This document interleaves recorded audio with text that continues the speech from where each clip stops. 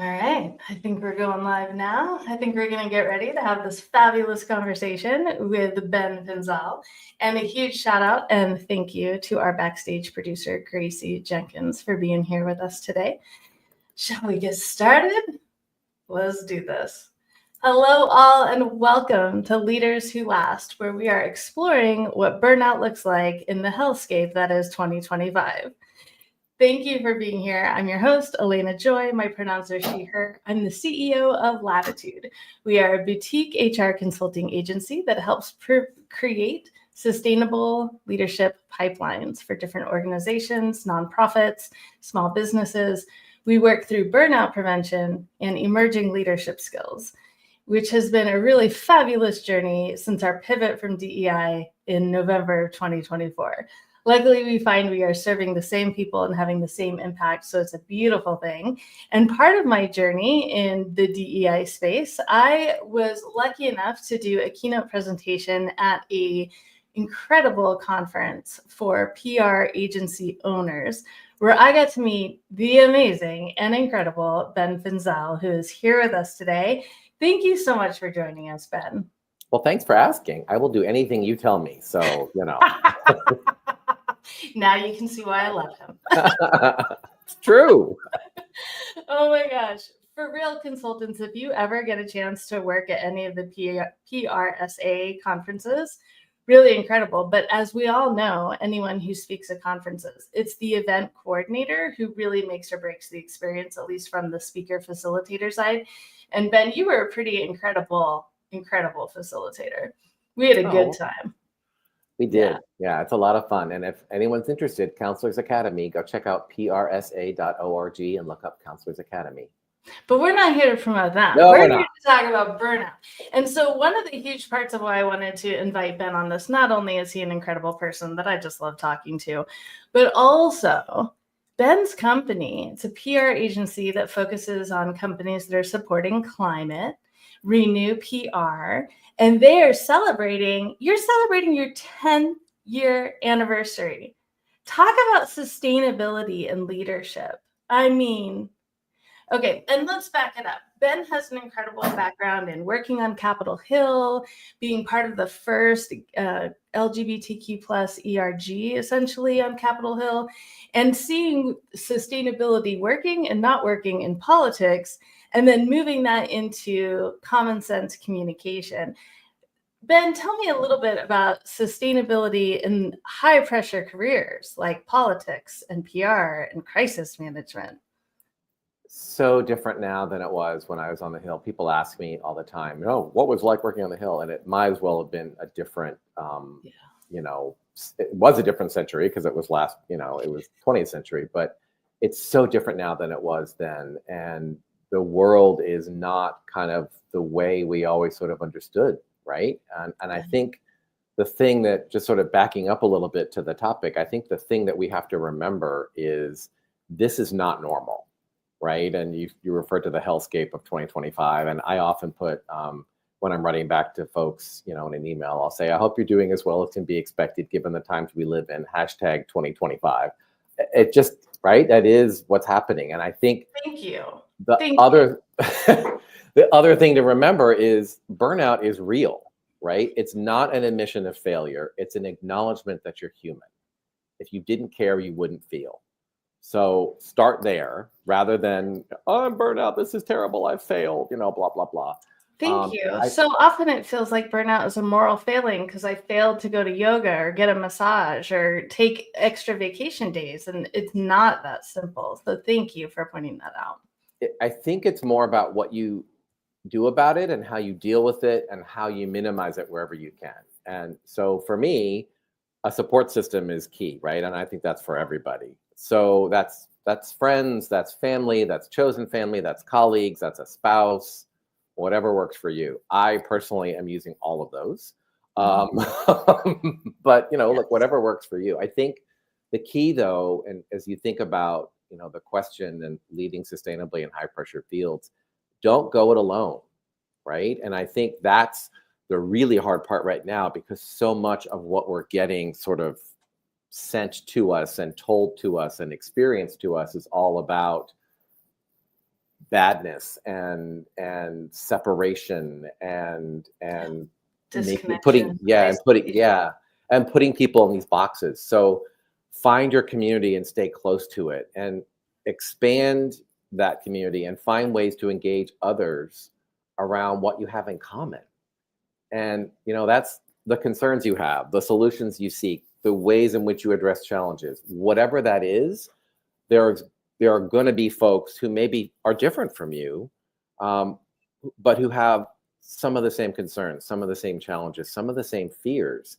I'm gonna go back to a certain campaign from a certain number of years ago. We are stronger together. I mean, the reason that phrase made so much sense is because it's true.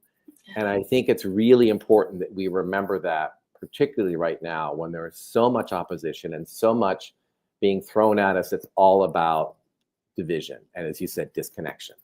I hear you, and I so agree with that. And I want to not sweep anything under the rug, right? Like, let's acknowledge the fact that when you hold a diverse identity, when you come from a marginalized community, it's hella hard to reach out for help, to reach out for connection. When you hold less power and less influence, the anxiety and the pressure that it takes to be able to build that community, to reach out for help, even to people who are similar to you, we often grow up with this hyper independence, right? Because we don't really know who's really going to stick around, right? A lot of us have learned that lesson. And so I feel like part of the maturity from, let's say, founder to CEO, part of the maturity in business is that burnout prevention skill of saying, no, I need others. If I'm going to make my goals, I need to depend on others and others need to depend on me. And that's a hard one. The other really important thing to keep in mind is empathy. I mean, and you just touched on this, right? So I'm gay, I get it, but I'm also a white man. So I have a whole lot more privilege than a whole lot of other people. And it's a whole lot easier for me than it is for a whole lot of other people who don't have access to the same resources, the same opportunities, the same even just consideration, right? Because they are women or people of color or immigrants or whatever. So which you, with that privilege, have introduced me to incredible change makers, which brings me to this other incredible thing that you started, speaking of connection and having your people. So I was going to talk about that as one of my other burnout tools. So with a colleague, the awesome Trisha Woods from Mahogany Zan Communications, excuse me, in Phoenix. I started a couple of years ago with Latricia and some others. Sorry, all of a sudden I'm coughing. I'm getting choked up talking about TCA. I started the change agencies. We started together the change agencies. Hold on one sec. Yeah. Absolutely incredible humans, all coming together from different walks of life, different life perspectives, but incredible expertise in PR. Incredible. Spring allergies, sorry. So the change agencies is 15 firms. All good. I've been fine all day. All of a sudden, I'm talking. It's because I'm talking. It's 15 firms from around the country. All communications firms, all owned and led and operated by people of color and or LGBTQ people. Say the name again. What is it? The Change Agencies. So thechangeagencies.com. 11 of our 15 members are women. Super, super proud of that. And as we grow, I'm hoping that stays. But look, that's a real important tool for me as a leader because that's a community of colleagues and friends. People I can learn from, people I can lean on, people who can learn from me and lean on me. It's a mutual admiration society, but it's also a group of 15 really committed leaders who are really thinking about how to expand our industry so that the PR industry looks more like us, how to expand our outreach so that we're doing more to help more companies, organizations, alliances, coalitions, whatever it might be, figure out how to engage right now and how to talk right now about all kinds of things, whether that's inclusion or whether that's just the best healthcare PR in the world or the best website development or the best, annual report, whatever it might be. So that's another sort of way that I'm really trying to deal with this. Because again, burnout's real and we're all feeling it in different ways at different times. And having that support system and that group of colleagues to work with, to learn from, to collaborate with, just sometimes just to listen is so helpful. It really makes a difference. I feel very lucky. Yes. Last week we had an incredible guest we were chatting, Bhakti. We were chatting about how discourse and dialogue and engaging in that dialogue is a burnout prevention tool for so many organizations. And it really made me think about bringing it back to Renew PR and your blog, The Common Sense Soliloquy, I think. I don't read blogs typically. I barely read my own blog. Who has time for that? I read your blog because I love this concept of it's just common sense communication. Like, let's not overcomplicate this. And that, to me right now, that common sense communication and that idea of not overcomplicating it is another burnout prevention tool. I stress way too much about every single email that I write, right? When I can have those words in my head of it's just common sense, right? Like, let's just do this, communicate clearly, simply, clarity. It's a beautiful thing. Talk to us about common sense communication and how Renew PR uses it. So I'll pull it out even a little bit more. Yes. So much of the work that we do with clients is about figuring out how to address, like particularly right now, right? How to address a challenge or an opportunity. And all the questions are, well, what do we do? The world has changed and all these words are verboten now. And we can't say these 19 different things and we can't talk about these 27 other different things. And my advice is always sort of back to that idea that it is common sense, right? So who are you? What do you do? Why is that relevant to others? That's common sense, right? And that's hopefully what you've always been saying. So it's really about sort of going back to basics and really thinking about communicating that in the context of what's happening. Sure, you can't be blind to it, right? Or deaf to it. But you also can't just completely start saying something different than what you've been saying for the last 10, 20, 15 years. What happens when you do that is the folks who've been with you that whole time look at you and say, well, what the heck is going on? Who are you, right? And the folks you're trying to appeal to look at you and go, well, who are you? I've never seen you before. And how do I believe what you're saying? I love quoting Molly Ivins. She was a journalist and author, a fabulous Texas woman, maybe a lesbian, I don't know. And Molly Ivins, paraphrasing others, often said, you got to dance with them what brung you. And what that means is really thinking about who's been with you the whole time and staying with them. And think about that from the perspective of messaging as well, right? The right answer is the one that you have been saying the whole time. Mm-hmm. Maybe you tweak it. Maybe, when I talk to clients, well, we can't say the word climate anymore. Sure you can. If that's part of your message, maybe it's not the first thing you say. Maybe it's the fourth thing you say instead of the first, but you still talk about it. Otherwise, who are you and why are you here? What do you believe, right? So the right answer is the one that's authentically you. And then you figure out how to plug that into where we are now and how to talk about things in ways that make sense. And I think one of the challenges is not sort of caving into this idea that, well, I have to be somebody different, right? Mm-hmm. What people are looking for always, and particularly right now, is authenticity. Mm-hmm. And what people are expecting is to hear from the heart, from the soul, from who you are, what is it you care about and why? And if you can explain that, even if it's different from what someone may believe, but if you can explain that from a place of, this is who I am and this is who I've always been and this is why I do what I do, the good folks and the folks who are reasonable are going to at least listen and at least 100%. 100%. And when we can clarify that for ourselves, and right, there's an exercise that we do. It's in the section of burnout prevention where we're going from coping to thriving. And that bridge is often getting so clear on what your intrinsic values are, and then using them to develop those burnout prevention strategies. Because when we can get that clear with ourselves about who we are, what we do, and why we do it, we're able to actually put up and maintain some boundaries within ourselves and within our job and within our families, right? But not until that point, not until we are that clear on who we are, what we do, and why we do it. And I think it's really important to also, back to one of the things I said before about burnout. Burnout is a symptom of caring.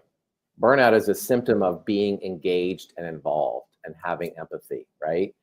So it's going to happen. And Yeah. particularly right now, when everything is just sort of thrown up into the air and everyone feels kind of on edge, I think we Yeah. sense it, right? In our conversations with people and on our reactions to things, it's there. So the reaction to burnout is not to stop doing the thing that caused it. It's to understand where it comes from and to understand what you can do about it and to understand that you still have to find a way to lead with love. I mean, I don't want to Mm. sound like Dr. Martin Luther King here because I am not anywhere near as brilliant as that man was. But that's what he talked about in the face Mhm. of, the sit-ins and letter from, Birmingham jail and Selma and everything else, right? It wasn't about hatred, it was about love. And that's a really hard thing to understand, particularly when it feels like everything is hatred.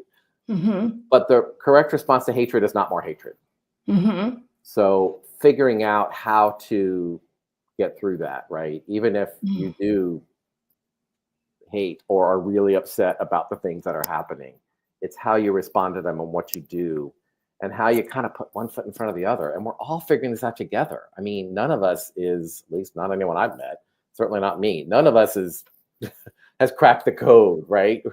We're trying to get through this together, and that's the point I want folks to understand is the together part. Reach Yes. out more, not less. Engage more, not Yes. less. Yes. When we fall into that us versus them thinking instead of the we thinking, we are falling into that trap. Like that is what drives us to that disconnection and that isolation, resulting in that burnout, where then we're not functional and we're not able to advocate for ourselves and for the people and issues that matter most to us because we've given in to that thinking of it's us versus them. And I've got to do everything I can to be on the winning side. That's a recipe for burnout. There's no doubt about it. To wrap up this amazing conversation, we at Latitude love to teach that joy is a strategy, not just an outcome, and it is a burnout prevention strategy. And I'd love to hear from you. I know for myself, a huge part of my joy burnout prevention strategy is indulging in really queer things. It lights me up to be able to go to queer events and hang out with queer people. And it doesn't happen that often. It's not my entire life, considering where I live and what I'm surrounded by. So it's a little bit rare for me. And I have found that when I need something to fill me back up because I'm empty and drained, whether it's just a song or just an amazing movie or a conversation with a beautiful queer friend, that is filling me back up and preventing that burnout. I'd love to hear from you. How are you accessing joy and preventing burnout right now? I have so many answers to that question. The first one really is what you just said. It's funny, it feels counterintuitive, but I find that when I talk to friends, even if part of the conversation is, oh my God, can you believe what happened today? Right? Or can you believe how horrible this is?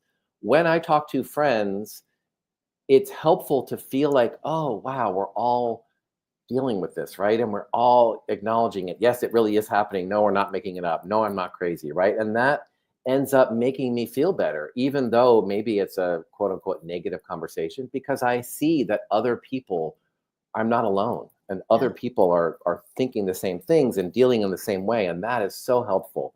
And I, similar to you, I love being around my people, and whether that's LGBTQ people, people of color, women, um, immigrants. We're all immigrants. Let's face it. Unless you're Native American, you're an immigrant. So let's just kind of remember that. But being around folks that care about me and that I care about makes a huge difference. So doing that is really helpful. And I will tell you a quick story if I can. Yeah. So we're celebrating our 10th anniversary, and we had planned very optimistically to do a party like we did for our 5th anniversary. And our 10th anniversary is actually January 23rd. So we had planned a party for January 23rd, 2025, 3 days after Inauguration Day, because I trust and believe Kamala Harris is going to be elected president. That didn't happen. And, I was like, well, we need to be strong and we'll celebrate anyway. And I thought, okay, no one's going to come. No one's really in the mood to party right now. We need to deal with this. So we postponed in November, we postponed the party. Oh, you And waited 10 I was years talking to a and friend then of had mine. to. Mm. Yeah. Well, so I was talking to a friend, a colleague in the change agencies, and she called me up and she said, look, I don't know if you're going to want to hear this, but I want to tell you not to give up on celebrating your 10th anniversary. She said, we cannot let them take our joy. And, yes, it's bad and things are terrible and things are horrible, but don't let them take our joy. That is the one thing that we have. And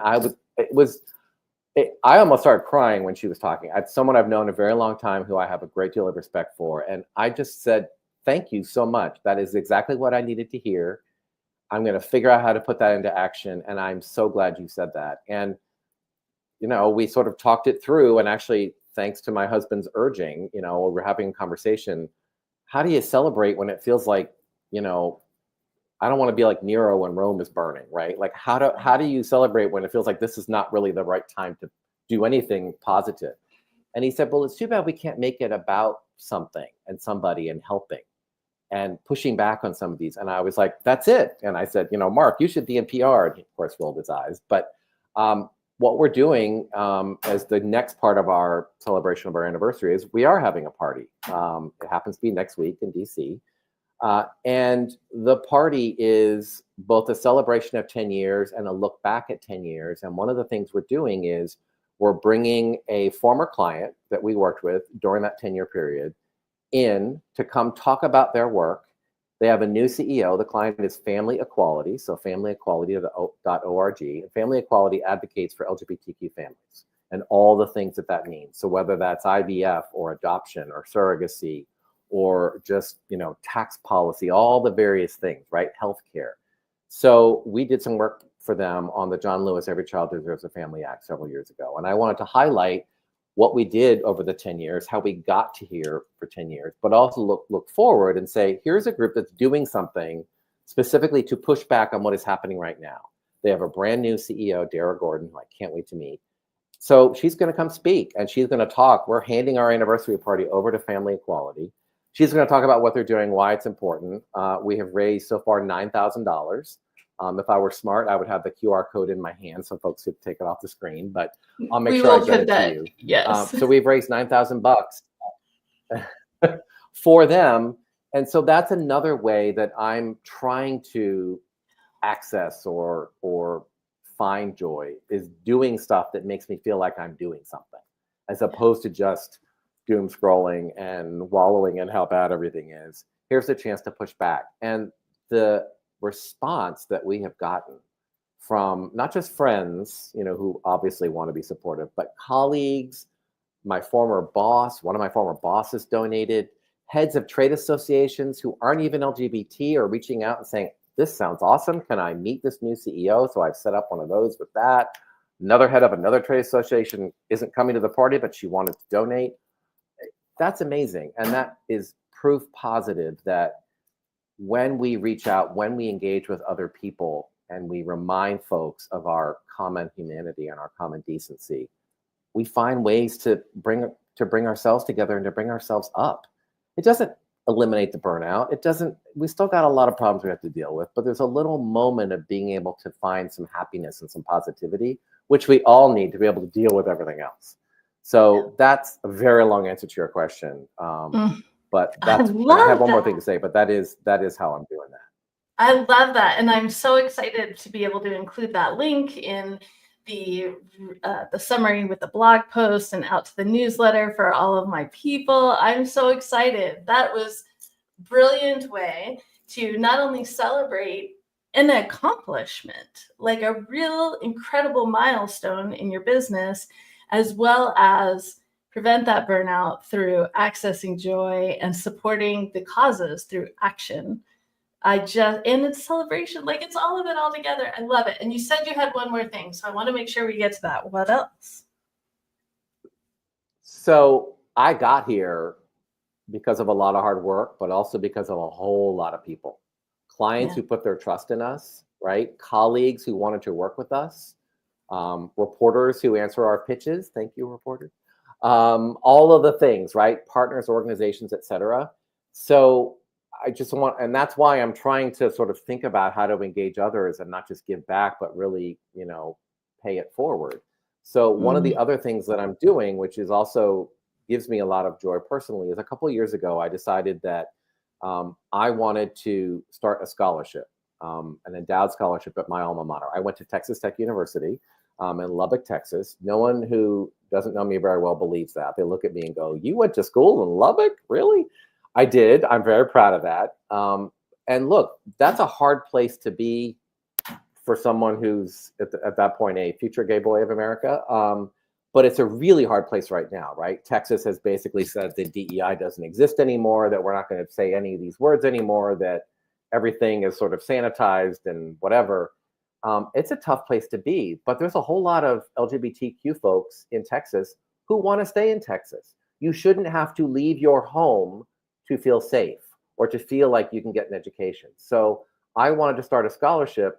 It's tiny, but it's a little candle in the darkness to say, if you're an LGBTQ kid and you want to go to school and you lack the financial means, here's a little bit of help to do that. So that scholarship is also giving me a lot of joy. They just closed applications and we have a bunch of applications to look through. And my colleague, Steve Kaufman, one of my Renewed Proud team members who also went to Texas Tech, he and I are going to go through them and figure out who the winner is this year. And that is lots and lots of fun. So another thing I just wanted to bring up to just sort of show that really it is about trying to think about how we address the reality of what's going on and find some positive ways to deal with it and try to chip away at a little bit of that burnout and a little bit of that feeling just totally hopeless and helpless. Friends, I think you can see why I think Ben is just an absolutely incredible human that I'm so honored to have in my personal life, in my professional life, here on this interview series. Ben, thank you so much. Thanks for having me, and thank you for doing this series. I can't wait to watch the other ones. I have to tell you, when I saw you were doing this, I thought that's totally on brand for Elena Joy. I mean, that's what she does, and just seeing your smile and your spirit through the camera just makes a huge difference, and I'm sure it helps other people too. So thank you for doing that. Thank you so much. Thank you. Well, friends, we have another Leaders Who Last scheduled for next week. We are going to be chatting with Diana Charbonneau, who is the Corporate Learning Facilitator for Tucson Electric Power. She also is winning an award this week because she serves over 25 nonprofits in the area. How does one do that? As a mom, as a professional, I don't know how one balances that. So I'm super excited to have that convo. Again, thank you, Ben. Thank you, friends who were with us today. I appreciate you being here, and we will see you next time. Have a good one. Be good to yourself, friends. Take care.